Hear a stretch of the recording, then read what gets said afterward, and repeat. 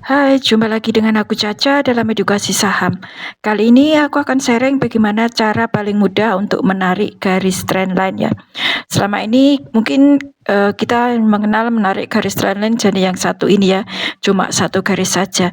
Nah, sekarang aku akan sharing bagaimana menarik garis trendline yang sudah ada batas bawah, batas atas dan batas tengahnya ya. Jadi yang atas itu batasan untuk TP, yang bawah itu untuk area entry, dan yang tengah-tengah itu sebagai support resisten dinamis. Kalau dia bisa ditembus berarti nanti trennya itu menguat. Yaitu dengan cara apa? Ada dua cara.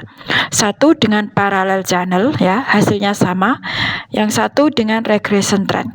Ini hasilnya sama, cuma dengan cara yang berbeda.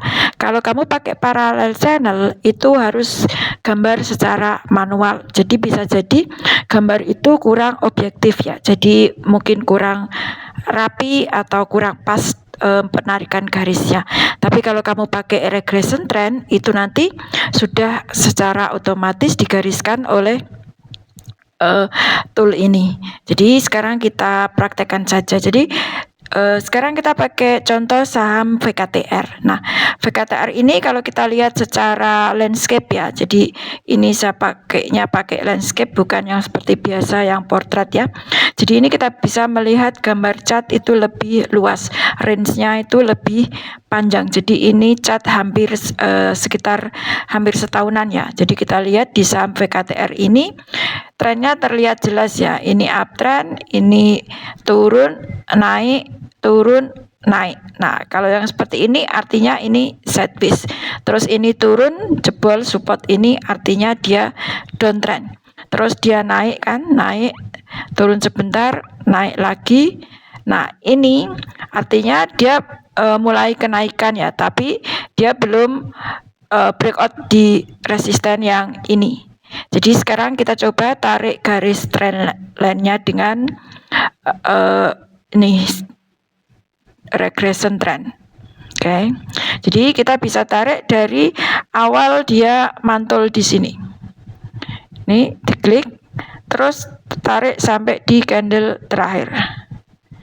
Nah, ini kan terlihat ya, dia arahnya ke atas, ya kan? Berarti dia ini masih uptrend. Nah, ini masih uptrend, kita gedekan dulu. Nah, ini dia masih uptrend berada di tengah-tengah garis, artinya dia berada di area support dan resisten dinamisnya di sini ya.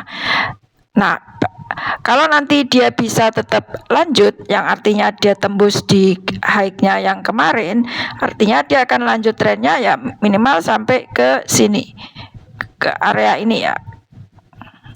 Jadi itu sekitar di resisten yang ini jatahnya. Itu kalau dia lanjut. Tapi kalau ternyata dia jebol lagi ya berarti dia arah turun ya kan.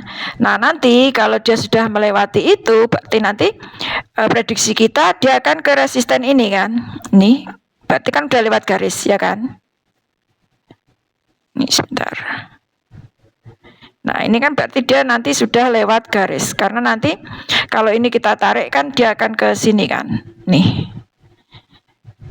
Jadi nanti garisnya akan berbeda lagi. Nanti kita bisa lanjutkan lagi kalau ada trennya. Nah, ini kalau kita tarik lagi dari awal dia turun dari sini, ini akan berbeda lagi garisnya ya. Jadi trennya akan berbeda. Nah, ini trennya masih penurunan.